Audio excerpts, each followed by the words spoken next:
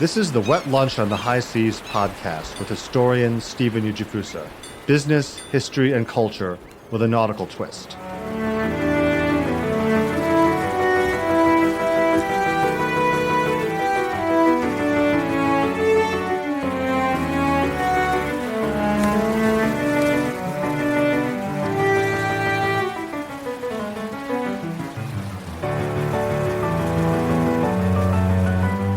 Today, my guest is Darrell Hartman, the author of Battle of Ink and Ice, a sensational story of news barons, North Pole explorers, and the making of modern media.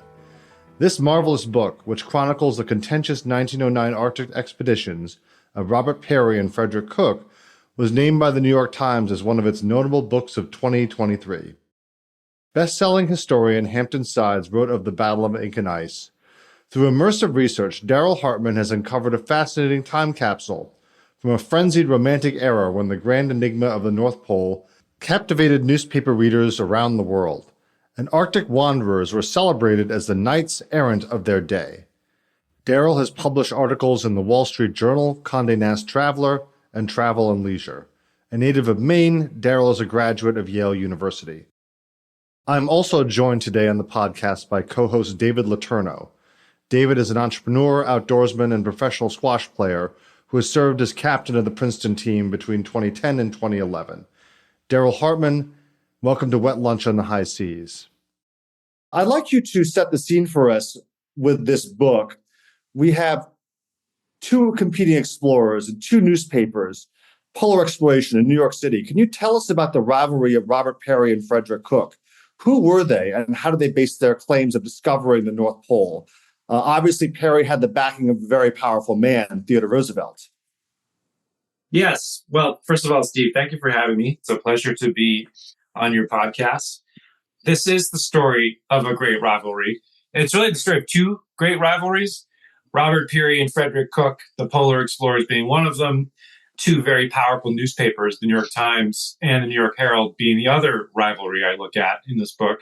And these rivalries overlap in a pretty significant way because each of those newspapers was backing one of those explorers. And those explorers were not only rivals when it came to getting to the North Pole first, but they both came back from the North Pole claiming to have gotten there and were engaged in one of the most outrageous sort of mudslinging contests in the history of exploration, basically because Robert Peary accused Frederick Cook of lying about having reached the North Pole.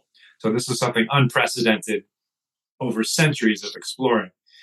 So you asked about who these men were. Interestingly, both of them were Americans, for starters.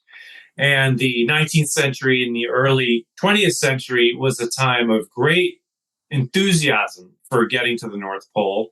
And this was not an exclusively American contest. It was an international contest. And at different points in that period, different nations kind of had the upper hand or were devoting more energy to polar exploring. In the earlier part of the 19th century, it was really all about the British.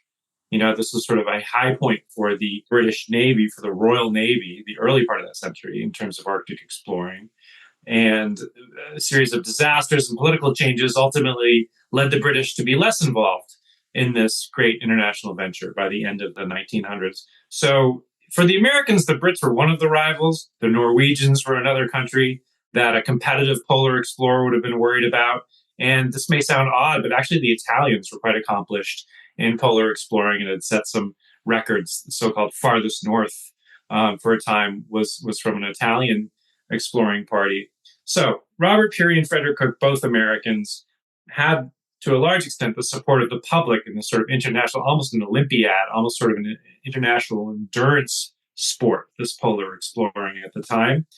And the thing about Cook and Peary was they were kind of high contrast individuals, which from a storytelling perspective always helps, right? We don't have two men who are similar in every respect. We have two men who are quite different in many respects. So I'll start with Robert Peary. He was the better known explorer. He was considered America's leading polar explorer. He'd set some records before. He'd created a pretty solid reputation for himself.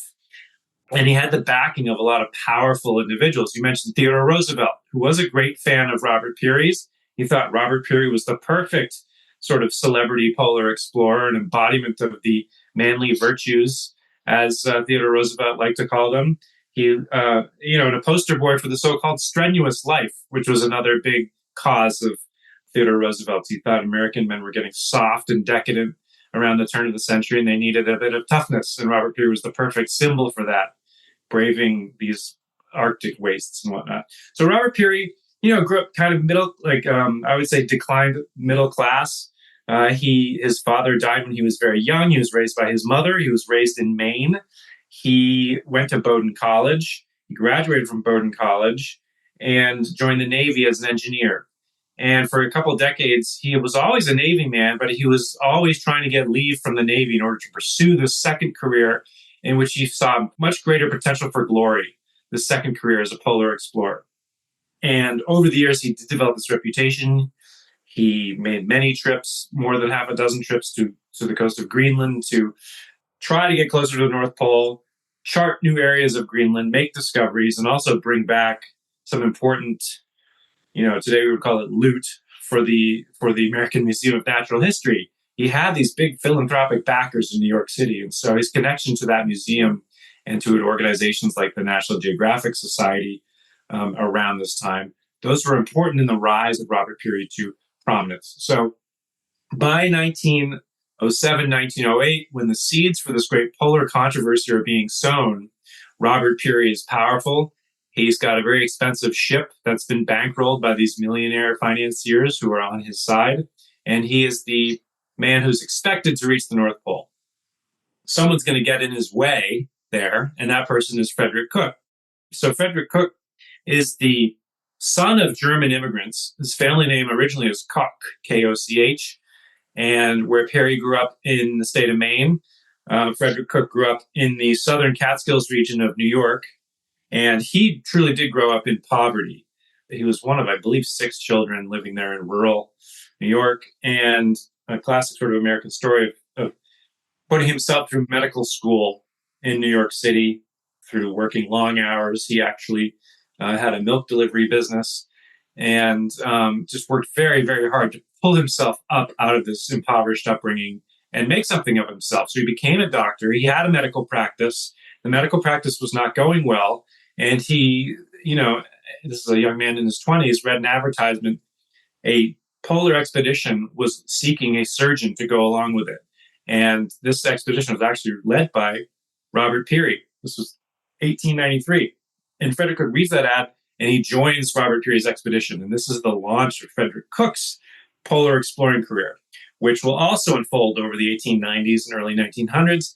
He'll do some interesting things, notably going to Antarctica with a Belgian expedition. And he will make a name for himself within the exploring community, Frederick Cook will. But he will not rise to the same level of prominence as Robert Peary. He will not gain the sort of powerful allies and national profile that Robert Peary has. And so when Frederick Cook returns in 1909, before Robert Peary, claiming to have reached the North Pole, many people are surprised by this. They're surprised because they didn't really know who Frederick Cook was. Some people knew he was up there, but they'd forgotten that he was in the polar regions. And so when he comes back claiming to have reached the North Pole, people are surprised. Robert Peary comes back a few days later in September 1909, claiming to have reached the North Pole. You've all of a sudden got a lot of drama around the North Pole from 2 very different men. Now, jumping into the mix of these 2 very strong and very different personalities are 2 newspapermen who are also very different and have very strong motivations of their own. You have Adolph Ochs of the New York Times, and then you have James Gordon Bennett Jr. of the New York Herald. Can you tell me about how these 2 gentlemen got involved in this newspaper war between Cook and Peary and describe their audiences and their backers? This was a very partisan fight between Cook and Peary, and these newspapers jumped on this bandwagon. Describe these 2 men. I mean, both Ochs and Bennett were, on one hand, very powerful, but they're also kind of outsiders seeking their way into New York in different ways. I mean, New York has that allure, the media environment, the celebrity environment. They had their own motivations. Could you tell me about these 2 men? Yes, absolutely. Again, even more high contrast, I think, especially in terms of their upbringing than Cook and Peary were. And it's true, their setting really is New York City, which is one of the reasons I was drawn to this story. It's not just a tale of the polar world; it's really a tale of Gilded Age New York City. I'll start with James Gordon Bennett Jr. He's lesser known, I would say, than Adolph Ox. One reason being that the Herald is no longer around, whereas, of course, the New York Times was put on this wonderful path by Ox and is the leading newspaper in America, if not the world today. So James Gordon Bennett Jr. inherited the New York Herald from his father, James Gordon Bennett Sr., who had built it from nothing into a very powerful paper. I would say, by the time James Gordon Bennett Jr. sort of came to adulthood and began preparing to inherit the Herald, this would have been the 1860s, the Herald was the most popular and most profitable newspaper in America. It may have been the most influential. I think it might be a little harder to make that case about influence. That's always a vague sort of thing, but certainly powerful and profitable. And James Gordon Bennett Jr. was therefore born into wealth and privilege. And he, I would say, enjoyed that wealth and privilege to the fullest. He was a rake hell. He was a sportsman. He drove fast carriages, let's call them that. Full of Ford sports cars. Yes, exactly. The sports cars of the era. He was a racer of yachts and everything, a player of pranks, a womanizer, all these things. A lot of people didn't expect him necessarily to be an effective owner and publisher of the Herald, but in fact he was.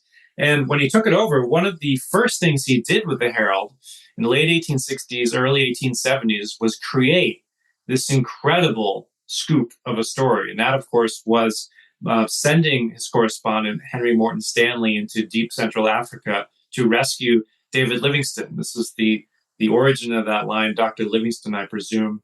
That was a rescue mission of a famous explorer undertaken by a newspaper, the Herald. And this was unprecedented for a newspaper to launch something on this scale. And it was an enormous bombshell story. So this is what turns the Herald into the leading newspaper of exploration, not just highly profitable and influential, but it has this kind of specialty, which is underwriting expeditions, very splashy, sensational expeditions in some cases. And they will come to include expeditions to the North Pole, which is sort of an obsession for a time of James Gordon Bennett Jr.'s. So he comes by this interest in the North Pole pretty honestly. It's been something that's fascinated him for a long time. Throughout the 1880s and 1890s, he keeps the Herald near or at the top of the pack in terms of American newspapers, and he more or less maintains that interest in exploration. Although it does shift also into sort of emerging sports. There's a whole other interesting sub-story here about Bennett's interest in early automobile racing and lacrosse and polo. It's a sort of somewhat dangerous sport of the rich and cosmopolitan. He's interested in it, right? So it's also very glamorous. It is. It's one of the things that makes Bennett so much fun to write about. So when Frederick Cook comes back from the North Pole region, he will think of the Herald first and foremost as the place where he wants to tell his story, because the Herald has this great, not only a great reach, but a reputation as the leading exploration newspaper. Although that reputation is starting to be challenged by the New York Times. And that brings us to Adolph Ox. Adolph Ox, as I said earlier, comes from very different roots than Bennett does. He's not born into wealth and privilege, quite the opposite. He is the child of Bavarian Jewish immigrants. He grows up in the state of Tennessee, which at the time, not a lot of people know this, but had a decent number of Jewish immigrants. He grew up, I believe it was Chattanooga. This is the classic American bootstrap story because the family did not have a lot of money.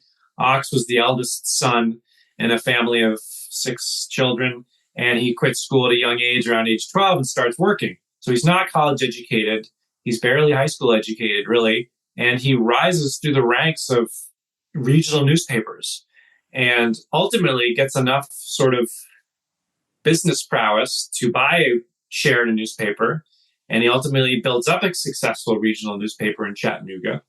And I tell the story of how in 1896, against all these odds, he manages to buy a very reputable and established New York City newspaper, the New York Times. And the story of that is really a remarkable story of persistence and business smarts. But all that said, he ends up being the owner of the Times. And so the New York Times, under Ox's ownership around the turn of the century, goes from being an old newspaper that was on the way out, right, was facing bankruptcy, to a completely revived and reinvigorated daily newspaper that is gaining readership and profit every year.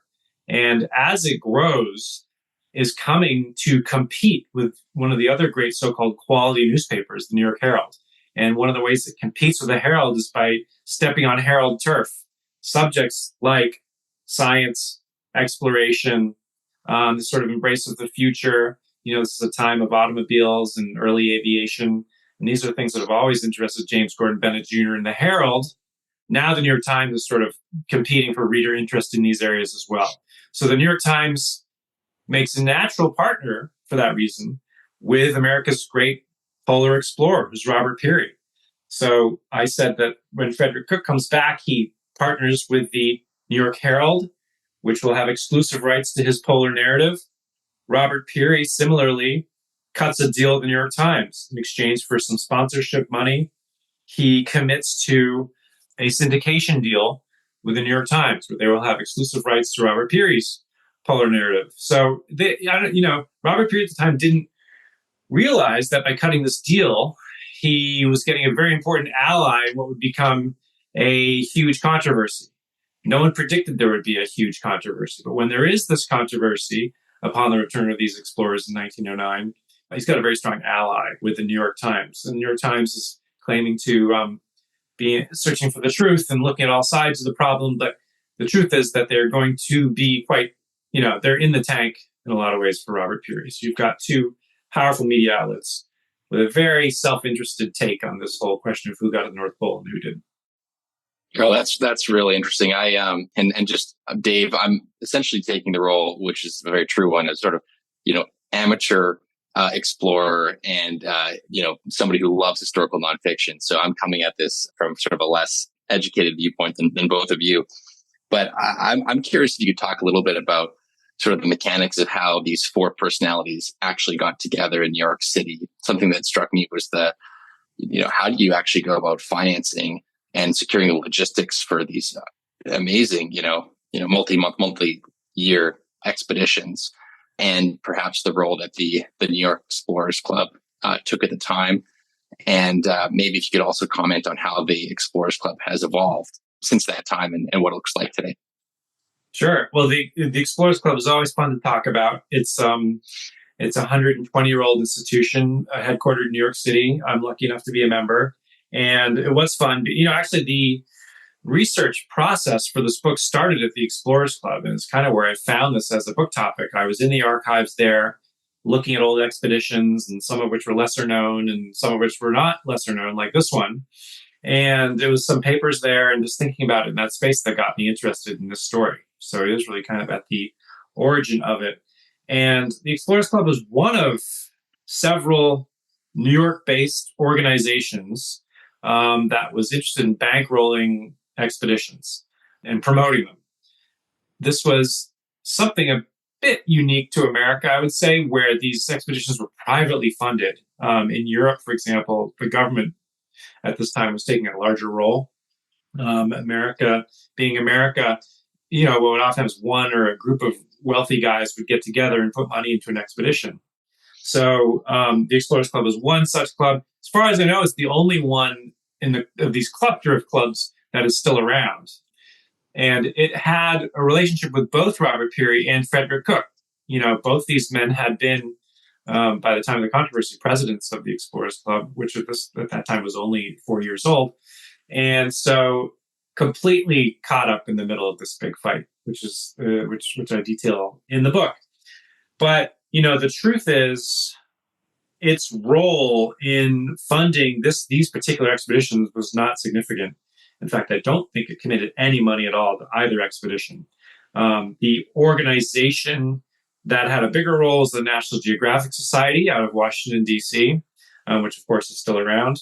They had put $1,000 into Robert Peary's expedition. And for context here, They put in $1,000. New York Times had committed $4,000 to Peary, albeit as a loan, which needed to be repaid from newspaper profits. And Robert Peary's custom-built ship, the Roosevelt, had cost $100,000. And that was a very, expensive, almost unprecedented expense to get your own ship. And yet that's what Peary did. That money was raised mainly through his personal sort of group of millionaires in their club, which was called the Peary Arctic Club. And the Peary Arctic Club put far more money into this expedition, and indeed previous expeditions, than any other single outfit. And, you asked about New York City. The Peary Arctic Club really was a mostly New York City-based organization. They sought subscribers wherever rich men dwelled and earned. But, the truth was this was kind of a New York City coterie of industrialists, many of them kind of retired and putting their money into different types of ventures. And Peary was very good at appealing to these men and telling them what they wanted to hear and sort of getting them riled up for this great cause of discovering the North Pole for America. And of course, as we've said, he had a very charismatic and effective ally in that PR campaign in Theodore Roosevelt. So this was Peary's group of people. Interestingly, Robert Peary himself did not live in New York City, right? He lived in Washington, D.C. as a Navy man. And later in his career, he started spending summers in Maine, where he bought a little island, which you can visit today outside of Portland in Casco Bay. It's called Eagle Island. So he's between Maine, Washington, D.C., and the Arctic regions. Frederick Cook, on the other hand, lives in Brooklyn. He's a Brooklyn man. And his approach to fundraising is much more sort of scattershot. He never cultivates that sort of regular group of rich donors in the way that Robert Peary does. He takes opportunities where he can find them. He jumps on that Belgian Antarctic expedition I mentioned very much last minute. They are seeking a doctor, and he actually needs to sort of rendezvous with them in Patagonia because he's not able to get over to Belgium in time. He sort of meets them en route. And he does other things like leading big game hunts. He's sort of a glorified tourist guide in some cases, but he'll do whatever it takes to get to the Arctic and squeeze, or Alaska in some cases, and squeeze out time away from these jobs to log discoveries, I guess you would say. He tries to summit Mount McKinley in Alaska, as it was known. He tries to do interesting ethnographic work in Greenland. But it's not nearly the sort of organized, richly bankrolled enterprise that Robert Peary has. The other thing we could talk about briefly is their newspaper backing historically, right? So before this big North Pole controversy, Robert Peary has a pretty established history of working with different newspapers. He had worked with the Herald before. He'd also worked with the New York Sun and other publications. This was always a part of the equation for getting an expedition promoted and funded, was to team up in one form or another with a newspaper. And both these explorers had done that. But again, Robert Peary had done it, more successfully than Frederick Cook. I get the sense that you have the interesting amalgamation here. You have Adolf Ochs, who's a German, part of the sort of German Jewish crowd, and he's paired up with, I guess you can say, this very close interlocking group of New York society that's championed by Theodore. And obviously, you have Theodore Roosevelt. I can almost hear him saying bully to Peary constantly when Peary is describing his exploits.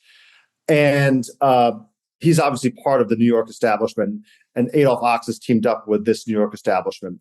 And then I picture Cook as being much scrappier, more the outsider.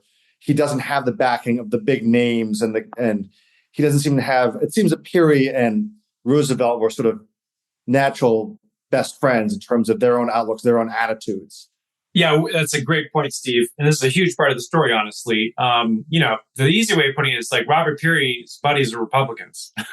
There is a serious political dimension to this story, which is that Robert Peary is Republican, and basically the group of millionaires behind him are mostly like-minded Republican plutocrats.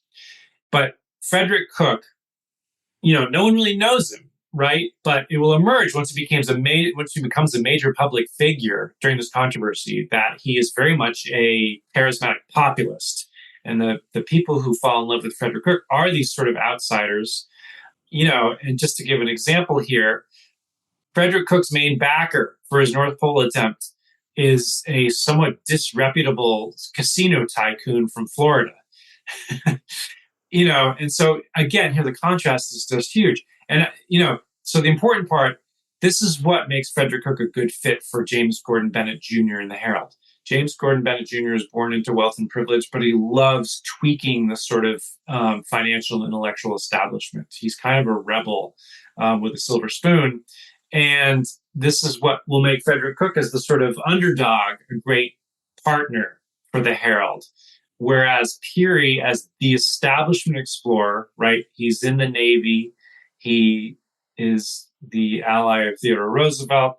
This is a great fit for the Times. And the Times, as much as today, maybe even more than today, is truly this establishment publication. And a lot of this is in the DNA of the Times, but it's amplified, I would say, by the personality and orientation of Adolph Ochs. Adolph Ochs wants nothing more than respectability as an individual and as a person. And so the Times is all about this sort of upper middle class respectability, having the right opinion on the issues of the day. The Times is very pro Wall Street in a way that has been tempered over the 20th and 21st century. But at this time, it's very conservative, both morally and fiscally. That is the identity of the Times. So this conservatism, this establishmentarianism makes it a great fit for Robert Peary. I mean, I just love the image of, on one hand, you have these very old school New Yorkers like Theodore Roosevelt who have gotten on the Peary train. Adolph Ochs, who's trying to, on one hand, he's a German Jew, but you can tell he's trying to sort of get on that train too. And then you have James Gordon Bennett, who's running the Herald from Paris. His office on Herald Square is kept ready for him as if he'd ever show up. He almost ever did. And he was born to wealth, but it almost seems like he's in the position where he has so much money, he can back the underdog and sort of make fun of the stuffed shirts, as it seems, even though he was brought up in the stuffed shirt class. He was brought up among stuffed shirts, but his father was completely ostracized from New York society. And I think James Gordon Bennett Jr. grew up in this kind of in-between where his sort of style and kind of mean charisma and endless money, made him a fixture in New York society, but he's always considered sort of a dangerous, ill-behaved one. He was not really respectable. But of course, he had enough money that he could do whatever he wanted. So he occupies this really interesting space vis-a-vis the sort of New York City establishment. And as you mentioned, he does not live among the New York City establishment. He lives in France. So he is an absentee owner and publisher of the New York Herald, which in and of itself is just an incredible fact, to think about in the 19th century, someone basically running a powerful newspaper entirely work from home, right? Entirely remotely. He's sending cable after cable across the Atlantic Ocean and browbeating his underlings into putting out a paper every day. This privilege and sort of renegade attitude is exactly what defines him and to an extent the Herald. The Herald is this wonder, there is nothing like the New York Herald today. The Herald is this sort of interesting mix of the New York Post and Vanity Fair with a sprinkling of, I suppose you'd say New York Times, like a more reliable, reputable newspaper. And it's just occupies this weird space that nothing really occupies today. Whereas, as I said, the Times, the Times is a very humorless, serious, drab newspaper. It has not earned that nickname, the Gray Lady, yet, which will come later when it refuses to print color photography after all the other newspapers have gone that route. But the Times is very serious about its cleanliness and its sort of uprightness. And this, of course, makes it an enormous target for Bennett, whose Herald is sort of loves to tweak the sort of prudes, And this is a tradition started by his father, who just made a habit of outraging the sort of Victorian New York City moral leadership of the day. And by that, that was how the Herald became a real sort of vibrant, exciting populist force in New York City and New York City media. So personality-wise, a huge contrast here. And Ochs, yes, and so just to wrap that up with Ochs, Ochs, his Jewishness is an important part of the story. I think it is one reason he prefers to keep a low profile. This is a time when there's quite a bit of anti-Semitism, and rarely does a Jewish entrepreneur gain by putting himself into the public eye. So in this sort of constellation of big newspaper personalities, this is a time where you also would include William Randolph Hearst, right? These are newspaper barons who are also celebrities. Ox is the quiet one off in the corner, trying not to be noticed. And he's an interesting contrast with Joseph Pulitzer, right? Because Pulitzer, also Jewish, takes a completely different route, which I would say is very anomalous. Pulitzer had the temperament, the combativeness, whatever you want to call it. He truly did put himself in the public eye. He was a crusader, and he suffered the consequences of that. He was the subject of many vicious anti-Semitic slurs and cartoons and whatnot, but that was who he was. I would say Ox, was probably the more standard approach of a Jewish entrepreneur at the time, which is kind of do things a little more quietly and not draw attention to yourself. So he's all about blending in and mingling with this sort of business establishment of New York City. He's friendly with a lot of these powerful New York City businessmen, especially the Jewish ones like Jacob Schiff, the banker, the Guggenheims. And that is the world in which he operates. And that's the world in which he seeks esteem. Whereas Bennett can sort of take it or leave it. And his social circle is more the European royalty. So if you're interested in this world of sort of cosmopolitan European royalty, a lot of these are Bennett's friends. In fact, they're his hangers-on. A lot of them don't have as much money anymore, and like Bennett is this sort of wealthy, crazy American who will provide a good time. So I can guess who Mark Twain and Edith Wharton would rather hang out with. Yeah, exactly. But I know that Mark Twain loved poking fun at Theodore Roosevelt, and Edith Wharton loved poking fun of her native New York society. I can guess who they would have sided with. Theodore Roosevelt had a great quote I dug up in the research about Bennett. He commented on Bennett once. He said, Bennett has one great redeeming characteristic. He lives abroad. It's amazing. I'd like to just ask two questions before we then shift the focus to you. And David will ask a lot of questions about your own journey. But how did this ultimately all play out in the newspapers? And also there's another character who is fascinating, Matthew Henson, who had an 18-year professional relationship with Perry. So can you describe how that relationship, he was an African-American born in Maryland, and the two of them, he was extremely good in the outdoors. He was sort of his right-hand man. But that was a very unusual relationship to have an African-American with a guy like Perry, and Perry was hanging out with some pretty upper crusty people. But also, how did this ultimately resolve itself in the Battle of Ink? Yeah, so just to start with Henson, it's true. Many people are always surprised to hear that one of the leading polar explorers of the day was a black man, and it's absolutely true.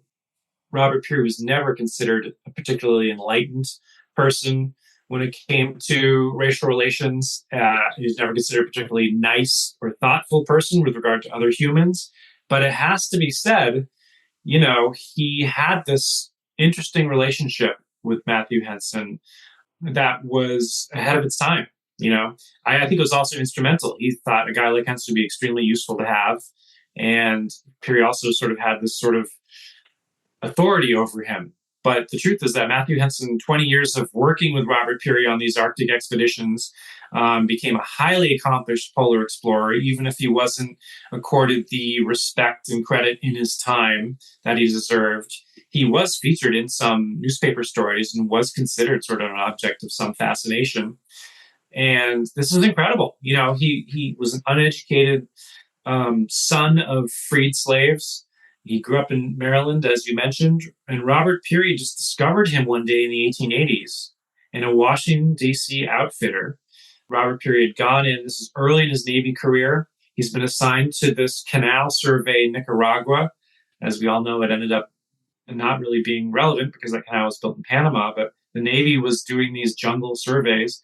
Robert Peary met Matthew Henson in this outfitter where he'd gone to buy a pith helmet, of course, and was impressed with him. And I assume had this thought in mind at some point that he might need an assistant. But in any case, he's impressed with Matthew Henson's work ethic, honesty, straightforwardness, whatever it is, and hires him to be his sort of assistant in the field. And so Matthew Henson begins working with Robert Peary in Nicaragua, but then soon shifts his terrain of operation to the Arctic, and becomes an incredibly accomplished driver of sled dogs, learns the Inuit language much better than Robert Peary ever does, and becomes this important, almost political go-between, because Robert Peary always needs the help and cooperation of the Greenland Inuit in order to get where he wants to go. And Robert Peary is very commanding, but sort of lacks these finer diplomatic skills, which Henson is going to help him with for 20 years. So he's a character in this story for sure. The truth is, Robert Peary makes great use of Henson when he's in the Arctic, and then whenever he comes back, he sort of casts him aside. And this is the sad, perhaps more realistic part of this partnership, where Henson is sort of begging for his permission to give slideshow lectures and do it whatever he can to make a living when he's not working with Peary in the Arctic. But there's a lot out there now about Henson that wasn't out there 40 or 50 or 60 years ago. So people who are interested in him have a lot to work with. So the other part of that question, you were asking me to sort of go through how it all ends up, right? The sort of how does it ultimately play out? How is it resolved or not resolved? Right. So it's true. It is resolved, but it is not fully resolved. What happens is you've got throughout the fall of 1909, this furious newspaper war, this war of headlines, where slowly details of the rival expeditions are revealed. Both Robert Peary and Frederick Cook declined to make details public, of their expeditions. And I guess the thing I should say at the outset is it's very hard to prove you've been to the North Pole. This is not like the South Pole, which is on the Antarctic Plateau. It's a fixed point of land. The North Pole is a sort of theoretical point on drifting sea ice. So if you get to the North Pole and you plant the flag there, it will float away. If you leave a note saying Robert Peary was here, it will float away. There's no way to follow in someone's footsteps, literally or figuratively. It's this sort of complex equation involving sextants and compasses and chronometers and carefully kept logs of where you've been and the measurements and observations you took. And, for decades, explorers had taken pretty careful records, but they'd also sort of coasted along on their own credibility and reputation. Someone is considered a man of honor. This is the way it used to be done more than today, where we assume no one is a man of honor. That was the combination, and someone's claims were rarely doubted. But what's going to happen in this controversy in which Peary accuses Cook of lying, his claims are going to be doubted, and documents are going to be looked at scrupulously as soon as they're provided. So Frederick Cook declines to provide his for months. He gives various excuses for that. Robert Peary declines to provide his records to the public. And his main excuse is that anything he puts out there, Frederick Cook, who's a liar, is going to steal and use to build his own fake case for having reached the pole. Peary ultimately has a closed doors meeting with a set of appointed judges from the National Geographic Society. Of course, I said earlier, the National Geographic Society has donated $1,000 to his expedition, has a history of bankrolling supporting Robert Peary. So they're in the tank for him. These are not impartial judges.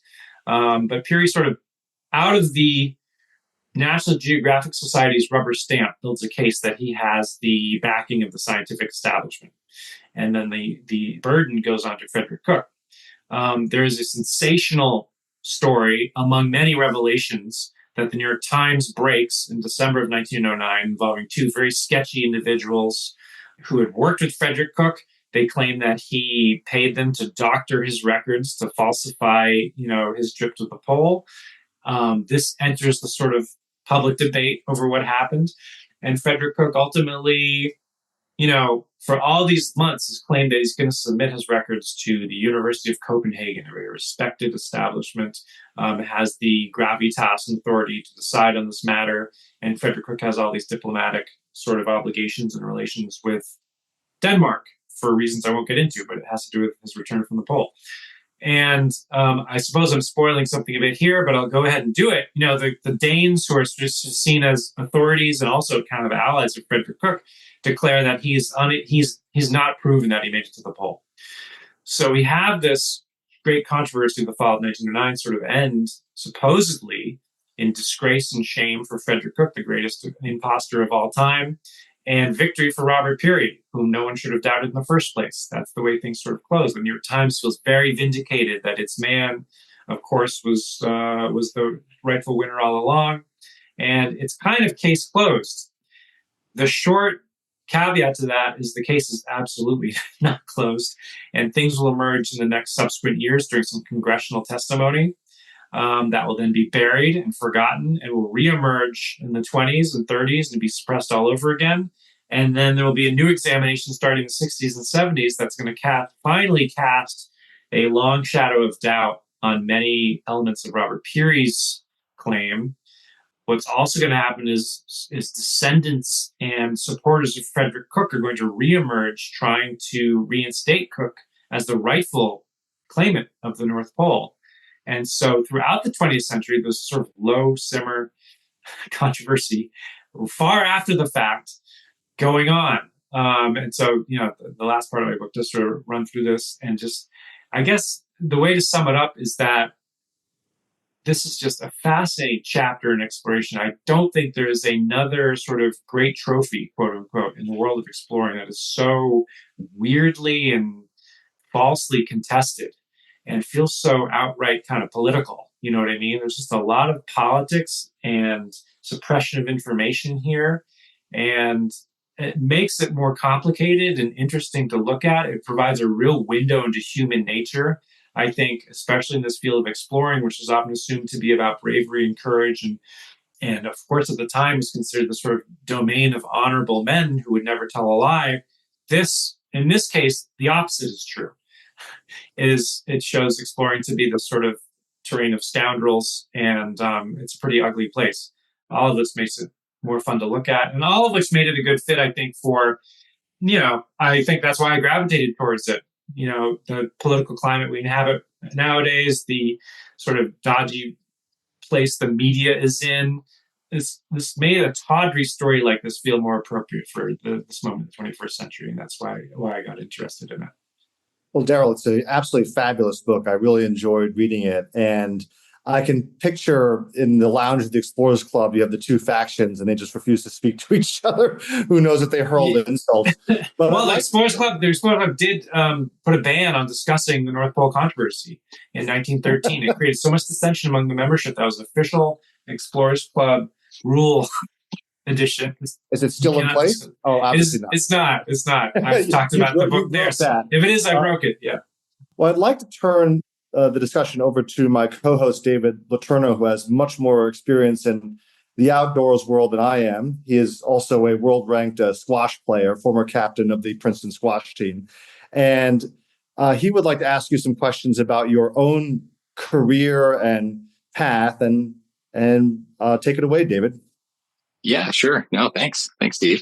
So I guess you talked about Theodore Roosevelt talking about how men are going soft these days, and that was over 130 years ago. We hear that again today. I think the next generations will hear that as well. It's sort of a timeless saying. It reminded me of something that you wrote with Reinhold Messner. He said, what gets to Messner is the failure to distinguish properly between true adventures and everyone else. Right? I thought that was a great quote.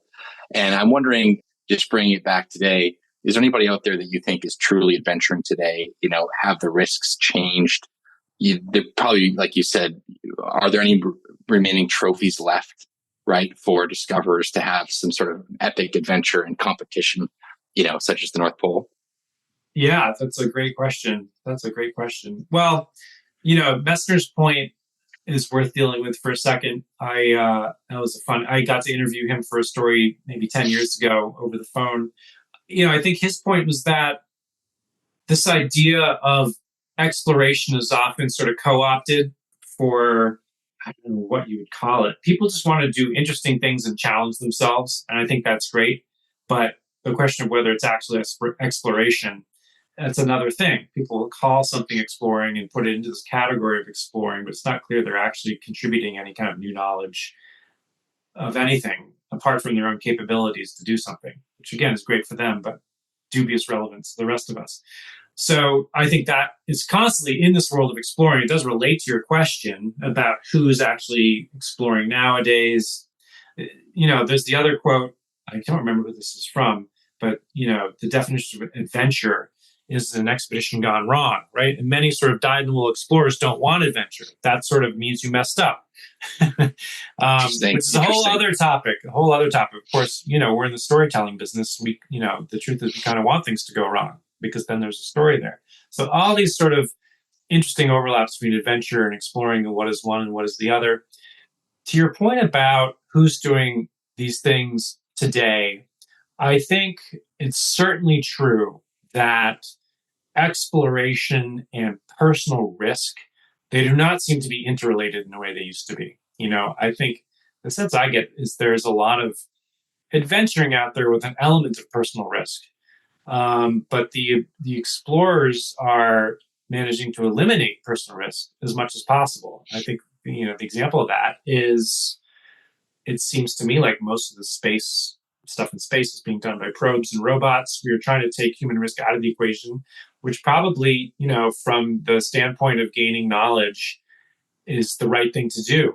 Morally, maybe it's also the right thing to do. If you don't need a person to be on the ground on Mars, why put a person on the ground on Mars at this point?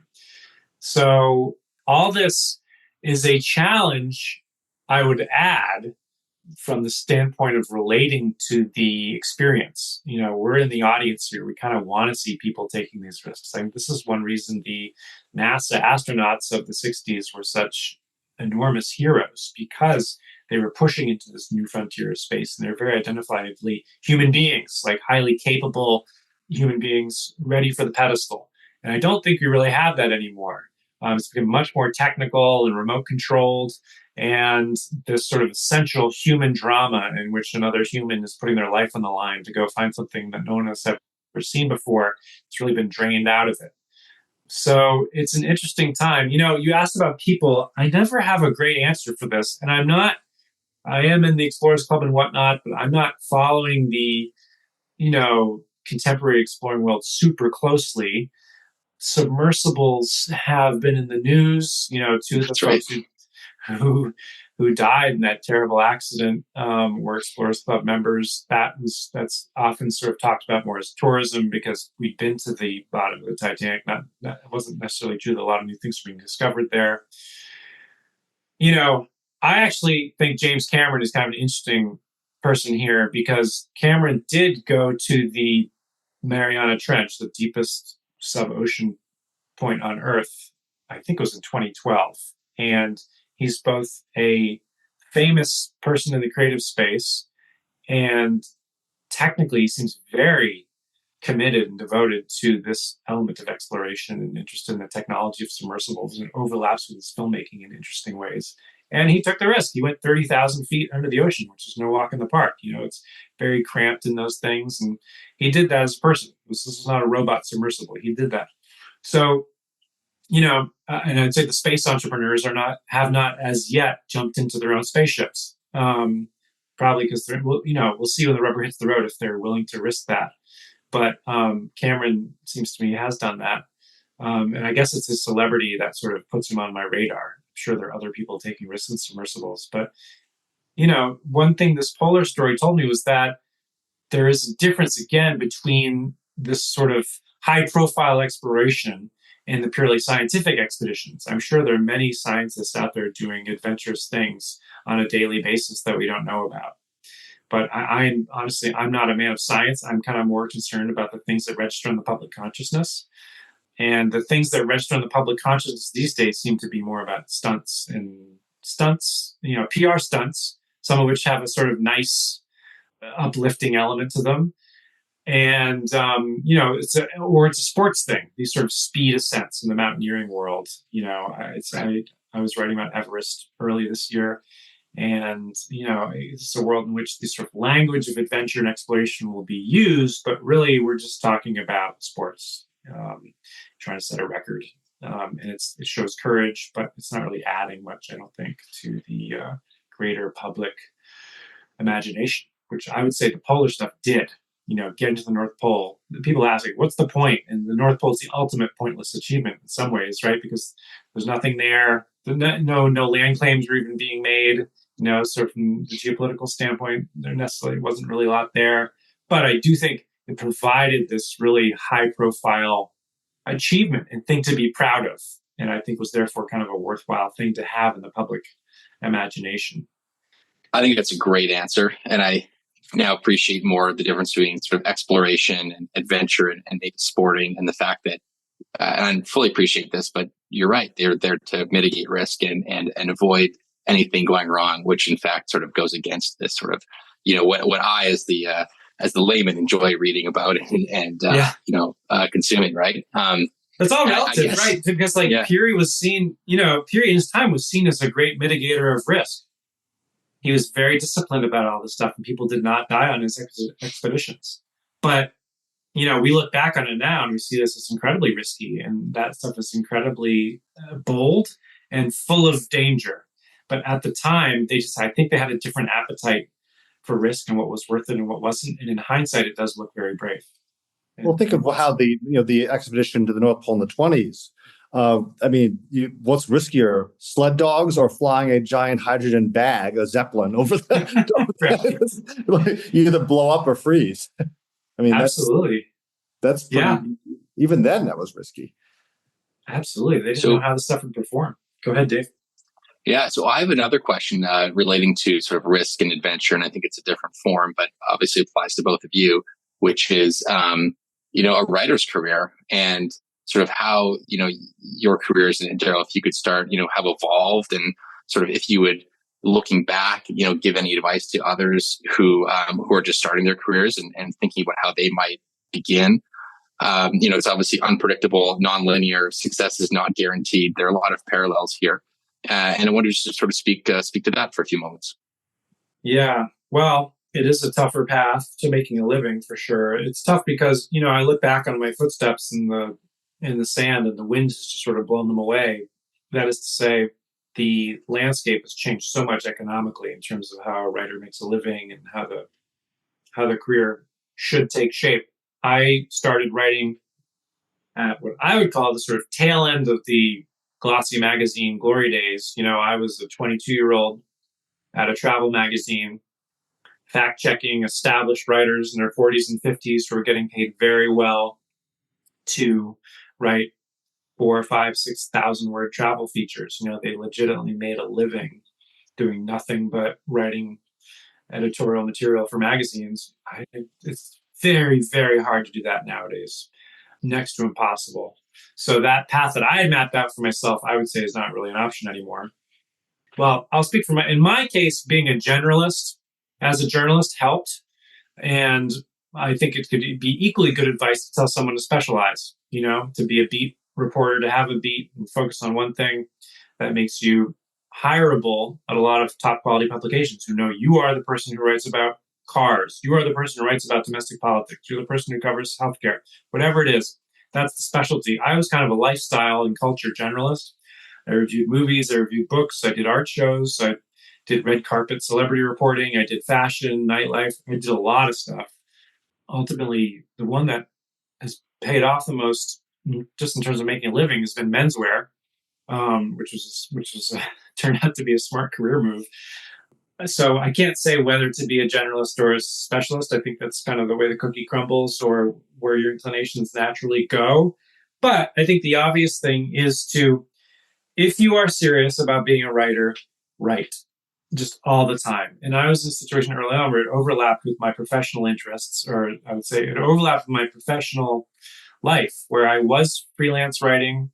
I was getting constant assignments that paid terribly, but I did them because writing was what I wanted to do. And I was motivated to build up the clipbook, the portfolio of writing work. And if I had deadlines all the time, I just couldn't contemplate whether to write or not. I had to write to meet the deadlines, right? So there's another version of that where maybe you don't have deadlines all the time. But if that's the case, you need to be writing for some place or another. I think there are a lot of people out there who love the idea of being a writer, want to be published, want to see their name out there, but haven't done the practice. And you wouldn't claim to want to be a surgeon without actually practicing surgery, right? I think it should be considered similar. It is a craft, it's a profession, it takes a lot of training.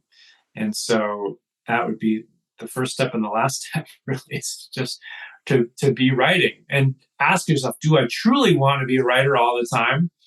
And if you do, you sort of have to commit to it. The only other route I know of is to sort of become eminent in one field or another, and then as kind of a thought leader whose thoughts get put down on paper. That's another route to being a writer. Most of the time, it's treated like a trade, and you work your way up through past performance, and you just get a facility for it, right? Like Steve, you probably agree with this. Like writing is never easy. And you often you wake up in the morning and question all over again whether you know how to write, even though you've done it every day for 10 years. But there is certainly a facility that comes after years of doing it, and especially when it comes to responding to editing requests and seeing how pieces of things fit together. The writing really starts to feel like a lump of clay that you can work with, as opposed to a lump of clay that you were just confused by, which is the case with me when I look at an actual lump of clay. I don't know how to work that, but if I had worked that clay every day for 10 years, I would. No, thanks for asking that question, Dave. And I echo a lot of what Darrell says. I think when we have these dreams of becoming a writer and say, places like the college we went to, you're sort of like, oh, be an artist and change the world. But I think at the end of the day, like being a surgeon, it's like being a carpenter. It's like being a tradesman. You have to think of yourself also as a business person. And I really wish that a lot of these writing programs, they teach basic finances accounting, so you know how to run your own business. The scaffoldings, the protections of these large publishing houses and media organizations are kind of gone now, and you have to be tough. And on one hand, those of us who are writers are like, oh, we see ourselves as artists. But I like to quote an old saying that my father would always tell me, and he grew up on a farm without indoor plumbing in Wyoming in the 50s. And he said, at the end of the day, no one's a master of the universe or some world-changing artist. We're all just a bunch of farmers trying to make a living. And I look at, say, composers of the 18th century, early 19th century, people who we look at as incredible geniuses like Mozart or Bach. I mean, they wrote these incredibly transcendental, amazing pieces of work, but they did it on commission. Mozart would basically have these concerts, subscription concerts, where he would play his own concerti.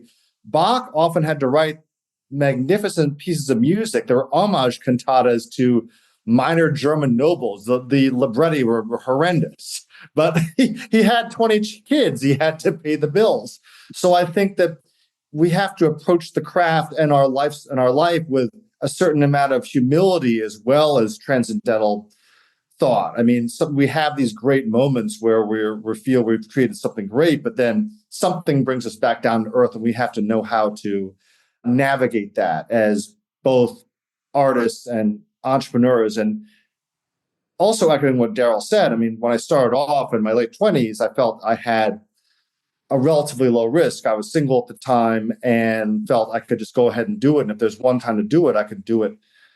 Now I look at sort of the output I produced, and I produced a lot of stuff. A lot of it was not that great, but I was producing and I was learning. And I look at some of the stuff I wrote 2008, 2009. I'm like, ooh, that's terrible. But you still learn. And I think also, turning it, from your perspective, David, as a high performing athlete, as a squash player, you know that like every time you go out in the court, it's all on you. And you have to remain cool under pressure, even if you are doing great and you get too overconfident, or if you're really not having a good game, you have to maintain that composure. I think it's a lot of it is sort of mental toughness. And it's important to find a group of friends, a tribe of people who you can talk about with, a tribe of writers who you feel you can connect with. Also to find a partner who can support you, because you're writing alone a lot of the day. And I'm sure Darrell can relate to this. We feel we get weirder and weirder every day as we're sitting in our offices. Then again, the rest of the world has gotten that way thanks to Zoom during COVID. But I think a lot of it is just lessons in practicality. Yes, we lead the creative life, but we also have to force discipline in ourselves. A lot of it is also just persistence in dollars and cents. Yeah, Hampton Sides talks about the writer's hole, and I never that you get into. For him, it's that period when you're writing the book, you're not researching anymore. You just sort of start to feel the pressure of the deadline and what the writer's hole does for domestic life. And I totally felt that on this book. I was pretty proud of myself, like sitting down, button seat, day after day, just cranking through chapters to get this book delivered. And I would go a few days without showering. I would come out in a total funk. And to me, this is kind of like being in the trenches. I don't mind it too much, but if you live with a partner, it can be very tough on them and more of an adventure for them than they want. The other thing I would say about, for me, writing, and Dave, you started this question asking about adventure and exploring. It is an unknown path. It's financially risky and all these things. In the literal sense, for me, writing has been an amazing gateway into adventure and travel. I don't consider myself an explorer. I wouldn't claim that. But, I've done a lot of travel writing.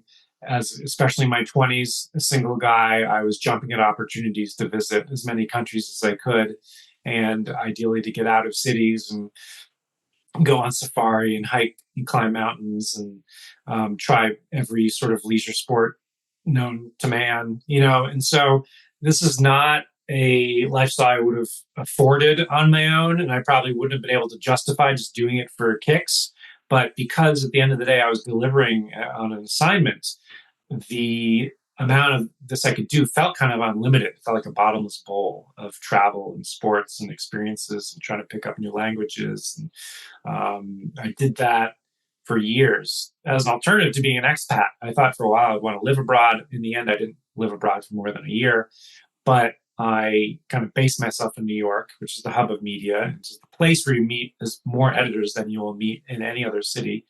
And it just has given me so many incredible life experiences. I'm at a period in my life now, I'm 43. I don't seek that from writing in the way I used to. I would rather now have a long-term project like a book, preferably a history book that lets me go into archives and try to sort of travel, if you will, into another period of time. But I don't feel as though I want writing to send me on these sort of globe-trotting adventures all the time. But for a long time, that is exactly what it did.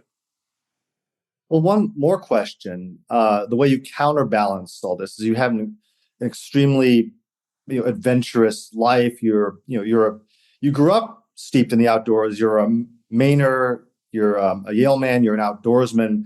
Can you tell me how living up in the Catskills, and me and our mutual friend and fellow writer Tim Sohn have spent time up in your Catskills retreat. Can you tell me about how your outdoor pursuits counterbalance the writer's life, or how they help inform it? You're a fly fisherman. You do all sorts of outdoorsy things. You lean into that part of yourself. Yeah, I do. I've always loved the outdoors. I grew up in a rural town in Maine. My father ran state parks in Maine, so it was his job to sort of steward outdoor spaces, if you will. And he was a canoeist, a fly fisherman, a rock climber, which is something I never became. He did a lot of outdoor stuff and passed most of those things down to me. So from a young age, I was interested in all of that. And of course, like many young people, I wanted nothing more than the opposite of that by the time I got to be a teenager. So I wanted to go to college in a city. I wanted to get to know New York City eventually and just feel that kind of urban energy. But I would say the deeper, more ingrained thing is this sort of love of the outdoors. I'd say that, it does two very important concrete things for me as a writer. One is it gets my butt out of a chair, which is just an unhealthy place to be for many hours a day. And I think the other thing it does is it clears the mind. I think it's obviously well documented what something as simple as walking will do for your thought process. It declutters, it helps you to solve problems that have been sticking with you all day long. It's just refreshing in that way. So it's always been that. Lately, my wife and I moved from New York City to the Catskills in 2020 during the pandemic. So we went from Brooklyn to the country, and I started doing a lot of fishing. I was already fly fishing as much as I could, but I literally, living 10 minutes from some of the best fly fishing east of the Mississippi just amplified that. The thing to me, the wonderful thing about fly fishing is it truly does clear the mind. I can be hiking, I can be splitting wood, I can be using the chainsaw, any number of other sort of outdoor things, but I'm still sort of cycling through things in my mind. It's active. Like that hamster wheel has not necessarily stopped. It's just turning a different way. Fly fishing, when it's happening, when the fish are rising or whatever, you truly are focused in on that one thing and everything else gets pushed to the side. So for me, I would say fly fishing has a particular effect on the brain that is good, which is to really take myself out of my brain.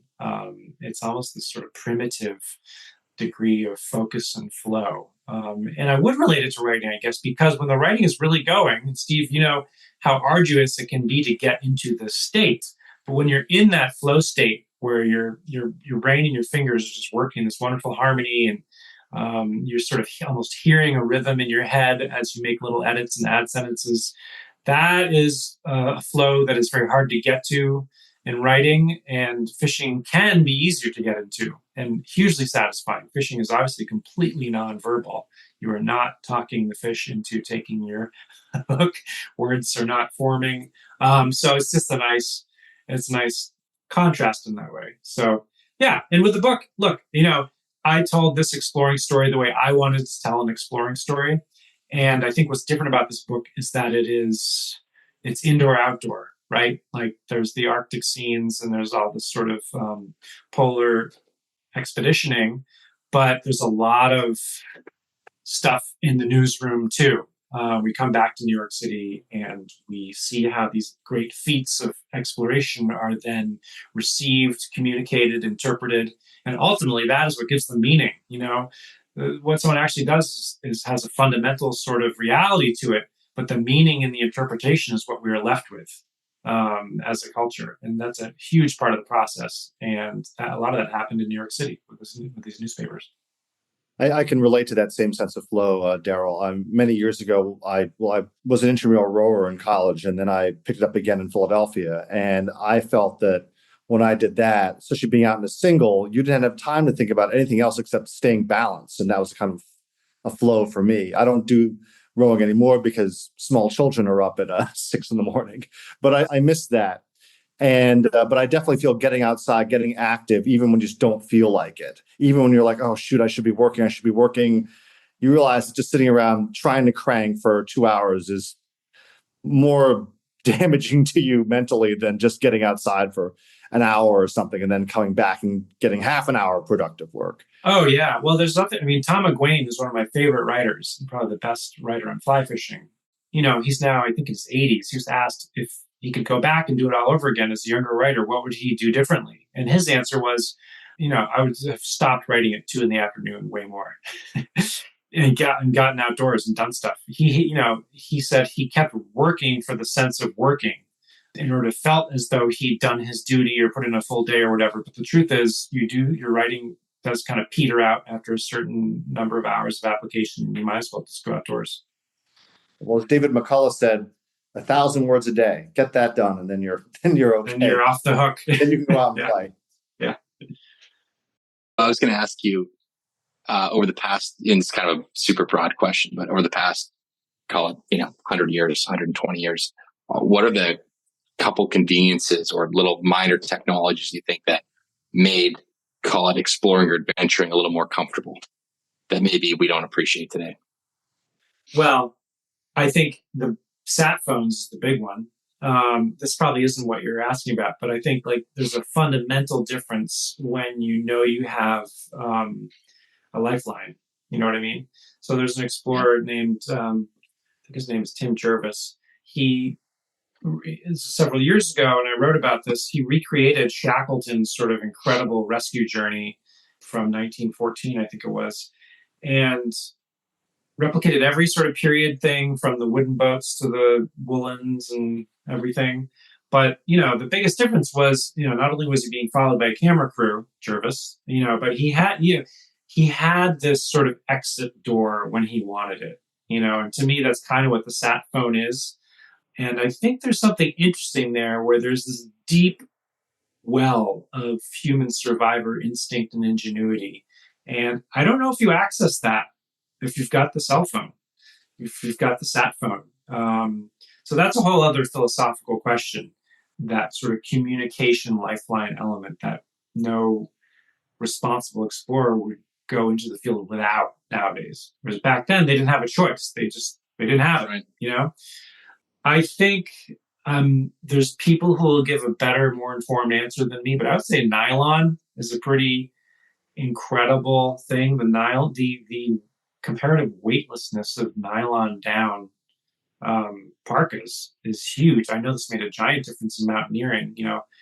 When you look back at the early Everest, Mallory, and those sort of expeditions they carried a lot of weight, and the stuff they were wearing was not as effective as down, you know?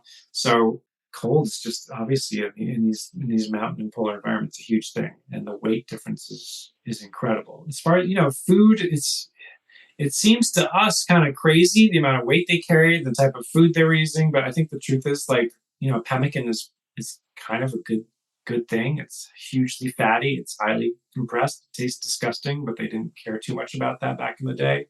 So I don't think the improvement's really in the food side of things. I think it's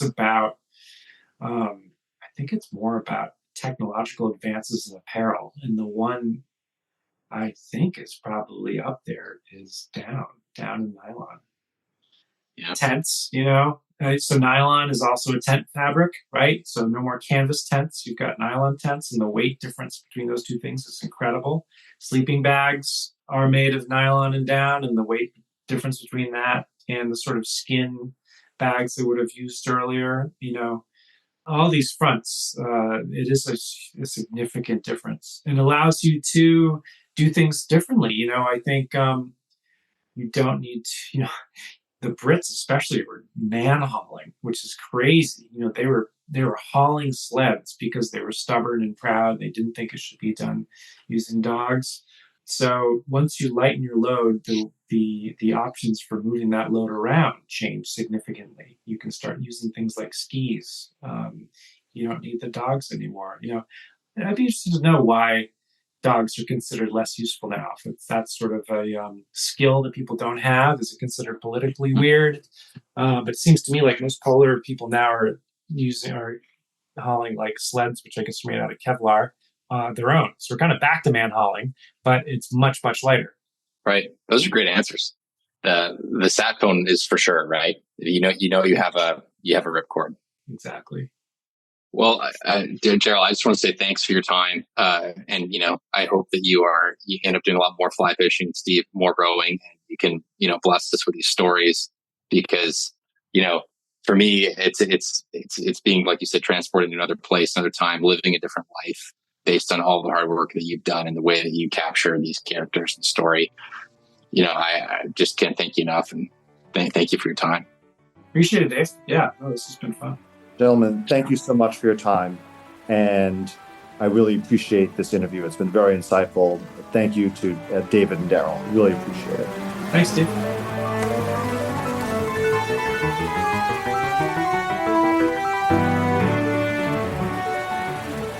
This is the Wet Lunch on the High Seas podcast with historian Stephen Ujifusa. Thank you for listening. You can expect new episodes every week. To subscribe to the Wet Lunch on the High Seas podcast, visit steveujifusa.substack.com.